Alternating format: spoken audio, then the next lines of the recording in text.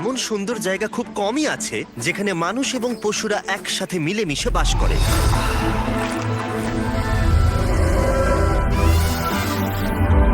আফ্রিকার মধ্যবর্তী এক অঞ্চলে কেনিয়াতে বসবাস করে মাসাই মারা উপজাতি। আমি এখানে 1 বছর আগে এসেছিলাম যখন গোটা আফ্রিকা জুড়ে 100টা কূপ খনন করা হচ্ছিল। যখন আমার সাথে দেখা হয়েছিল মাসাই উপজাতির একটি প্রাচীন যাযাবর গোষ্ঠী, যারা বহু বছর ধরে তাদের সংস্কৃতি এবং জীবনযাপনের পদ্ধতিকে ধরে রেখেছে। কিন্তু আমরা সারা বিশ্বের অন্যান্য জায়গায় যেমনটা দেখি, লোভ এবং মানুষের অজ্ঞতা প্রাকৃতিক পরিবেশের জন্য সবথেকে বড় হুমকি হয়ে দাঁড়িয়েছে।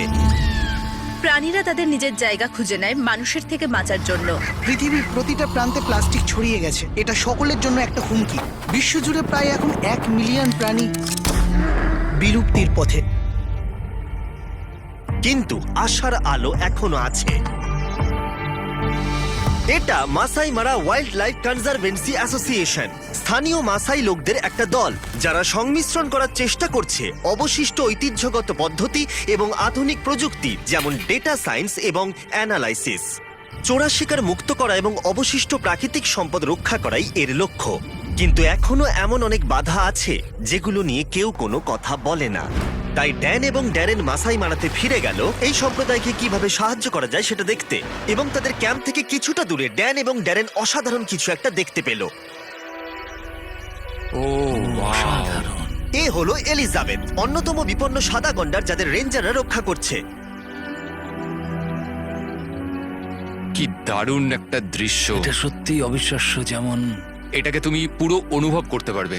27 বছর ধরে তুমি এদের সঙ্গে আছো। হ্যাঁ হ্যাঁ হ্যাঁ, এরা নিশ্চয়ই তোমার কাছে ছেলের মতো। হ্যাঁ। এই রেঞ্জার্সরা সারা দিন রাত কাজ করে শুধুমাত্র এই পশুদেরকে সুরক্ষিত রাখার জন্য। কারণ এরা সবাই হচ্ছে লোকাল মাসাই পিপল, এবং এরা খুব ভালো করে জানে যে এরাই হচ্ছে এই পশুপালকদের রক্ষাকর্তা। যখন আমরা ক্যাম্প সাইটে পৌঁছেছিলাম তখন আমরা মাসাই কনজারভেন্সি সিইও ড্যানিয়েলের সাথে দেখা করেছিলাম, এক্ষেত্রে কি কি বাধা আছে সেটা জানতে। গত 40 বছরের দিকে তাকান। বৈজ্ঞানিক তথ্য দেখায় যে বন্যপ্রাণীর সংখ্যা ক্রমশ কমে যাচ্ছে এবং এর মধ্যে 40% বন্যপ্রাণী প্রায় লুপ্ত হয়ে গেছে। এবং এটার প্রধান কারণ হচ্ছে যে যেভাবে আমরা গাছ কাটছি সেটার ফলস্বরূপ এটা। মাসাই মারার পতন শুরু হয়েছিল আজ থেকে 60 বছর আগে, যখন জমিগুলোকে ভাগ করা হয়েছিল এবং ব্যক্তিগত মালিকানার জমি মাসাই উপজাতিকে দেওয়া হয়েছিল। এর ফলে বিনিয়োগকারীরা উন্নয়ন এবং প্রাকৃতিক সম্পদের শোষণের জন্য জমি ক্রয় করে। অনেক মাসাইয়ের কাছে ওই টাকা নেওয়া ছাড়া অন্য কোনো উপায় ছিল না, তাই তাদেরকে পৈতৃক বাসস্থান পরিত্যাগ করতে হয়েছিল এবং অসংখ্য মাসাই ও বন্য প্রাণীদের বাসস্থানকে বিপদের মুখে ছেড়ে আসতে হয়েছিল। এই সমস্যা মোকাবিলা করতে সংরক্ষণকারীরা জমির মালিকদের তাদের জমি মাসাই কনজারভেন্সির কাছে বন্ধক রাখার পরিকল্পনা নিয়ে এসেছিল, একটা মাসিক অর্থের বিনিময়ে, যাতে তারা তাদের অঞ্চল এবং ঐতিহ্যকে সংরক্ষণ করতে পারে।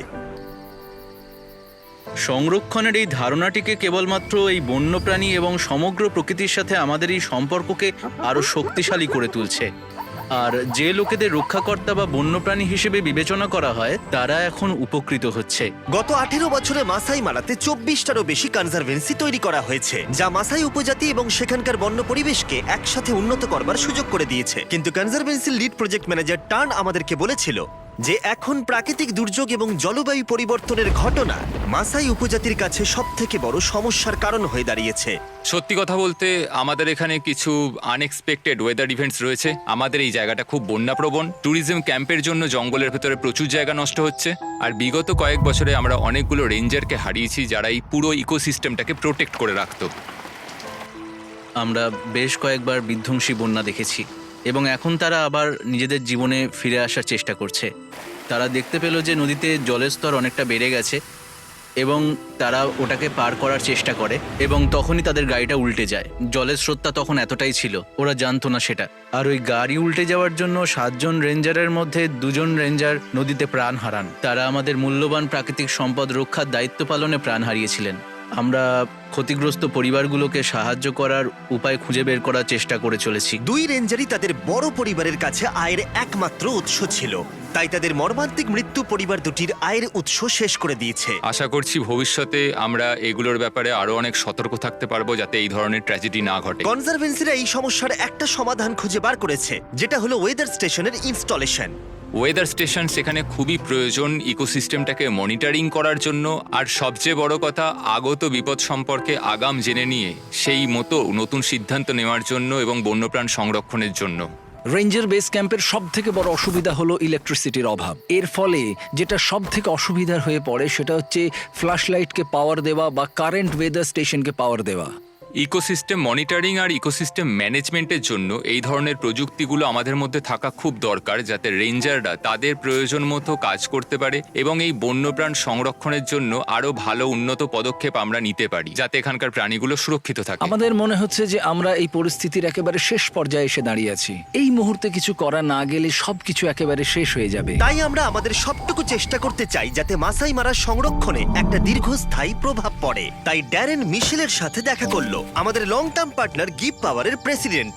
তারা কনজারভেন্সির সাথে রেঞ্জারদের জন্য ক্লিন এনার্জি তৈরি করার চেষ্টা করছে, যাতে গিভ পাওয়ার গোটা রেঞ্জার স্টেশনকে ক্লিন এনার্জির সাথে রাতের বেলা আলো দিতে পারে।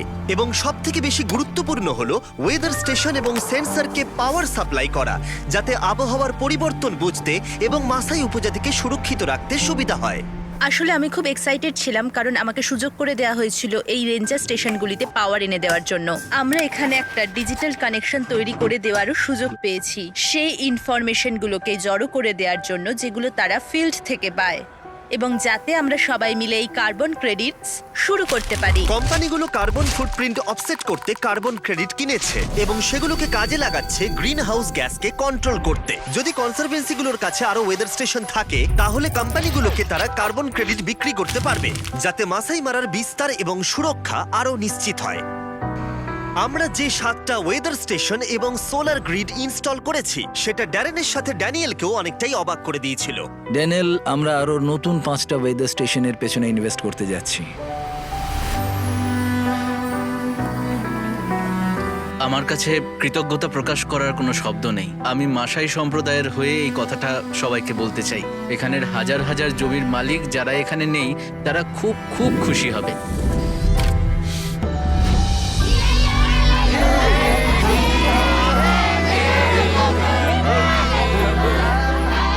এই প্রকল্পে হওয়া সমস্ত কাজকে ধন্যবাদ জানাই, যাতে বন্য পরিবেশ রক্ষার লড়াইয়ে রেঞ্জার্সদের আরো অনেকটা সুবিধা হয়। কনজারভেন্সিগুলো কার্বন প্রজেক্ট থেকে নিজস্ব উপার্জন করতে পারবে, যাতে তারা আরো বেশি জমি লিজ নিতে পারে, যাতে বন্য পরিবেশের উন্নতির জন্য অনেক বড় মুক্তাঞ্চল পাওয়া যায় এবং বহু শতাব্দী ধরে বসবাসকারী মাসাই উপজাতির জীবন সুরক্ষিত করা যায়। আমরা এটাও নিশ্চিত করছি যে নতুন প্রজন্মের জন্য আমরা যেটা শুরু করছি সেটা যেন চালিয়ে যেতে পারি, কারণ এটা আসলে তাদের জীবন জীবিকার পরিবর্তনও ঘটাচ্ছে। এটি আসলে হাজার হাজার পরিবারের মুখে হাসি ফোটাচ্ছে। এটা আমাদের কাছে আশীর্বাদের মতন। মাসাই উপজাতির জন্য আমাদের ডোনেশন এবং ড্যানিয়েলের আন্তরিক চেষ্টা বাস্তবায়িত হওয়া সত্ত্বেও মাসাই মারার জন্য এখনো 5টা ওয়েদার এবং পাওয়ার স্টেশন প্রয়োজন, যার জন্য দরকার প্রায় $1,00,000। সেই জন্যই আপনাদের সাহায্যের প্রয়োজন। তাই প্লিজ নিচের ডোনেট বাটনে ক্লিক করুন। আপনার প্রতিটা ডলার এখানে মূল্যবান। ড্যান এবং ড্যারেন চলে যাবার আগে তারা সেই পরিবারগুলোর সাথে দেখা করতে গিয়েছিল যারা বন্যায় স্বামী এবং বাবাকে হারিয়েছিল। ড্যানিয়েল তাদেরকে বুঝিয়েছিল যে বিস্ট ফিলান্থ্রপি তাদের বিশাল আর্থিক বোঝা কমাতে পুরো 1 বছরের জন্য তাদের গোটা পরিবারের জীবনযাত্রার খরচ ডোনেট করছে। রেঞ্জাররা এই জমিকে রক্ষা এবং সংরক্ষণ করতে অনেক ত্যাগ স্বীকার করেছে, তাই আমাদের এই সাহায্য করার চেষ্টা খুবই গুরুত্বপূর্ণ ছিল, যাতে অর্গানাইজেশনগুলোকে সাপোর্ট করা যায় মাসাই মারার জীবনযাত্রায় পরিবর্তন আনতে। আমাদের হাতে খুব সামান্য সুযোগ আছে কাজ করার, আর অনেক দেরি হওয়ার আগে এটাই বোধহয় আমাদের শেষ সুযোগ। আমাদের ভিডিও দেখা এবং ডোনেট করবার জন্য অসংখ্য ধন্যবাদ, যাতে আমরা এই ধরনের প্রজেক্ট অর্গানাইজেশনগুলোর সাথে আরো করতে পারি যারা আমাদের পরিবেশকে রক্ষার চেষ্টা করে যাচ্ছে। তাই আমাদের ডোনেশন বাটনে ক্লিক করুন, যাতে আমরা এই প্রজেক্টটা সম্পূর্ণ করতে $1,00,000 লক্ষ্যে পৌঁছতে পারি।